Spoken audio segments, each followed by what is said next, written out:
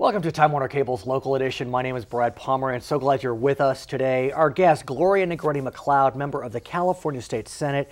And ma'am, I want to speak with you about the recent budget deal. An on-time budget was passed, a majority budget was passed, second time in really history. Because the second year. Exactly. So talk to us about the budget generally. Well, the budget was a long process. We had a lot of open hearings.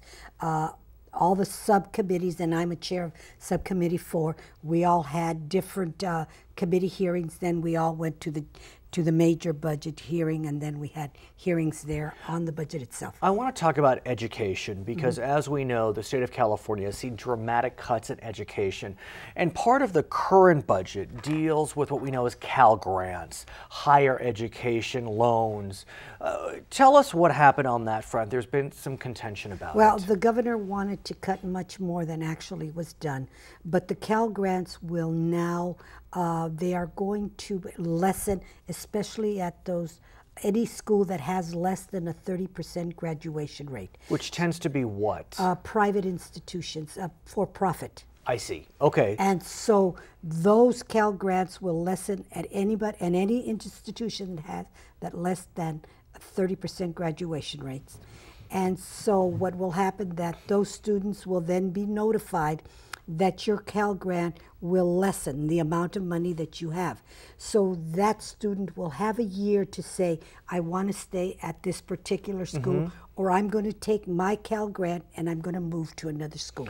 But what about the question of student debt? We know recently the New York Fed said that student debt is just soaring because, let's face it, it's getting more expensive to attend higher institutions. Here in California, we had the largest tuition increase in the nation for our public institutions, and it could go even higher if the November tax initiative by Governor Brown does not pass.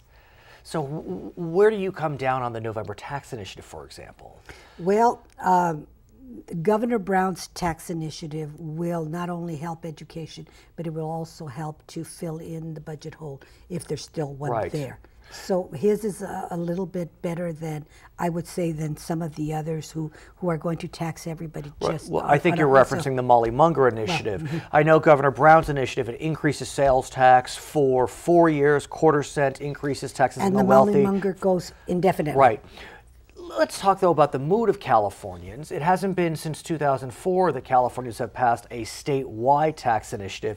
And in fact, I was surprised because as of the date that we're talking right now, a cigarette tax, which was on the June primary, is going down to defeat.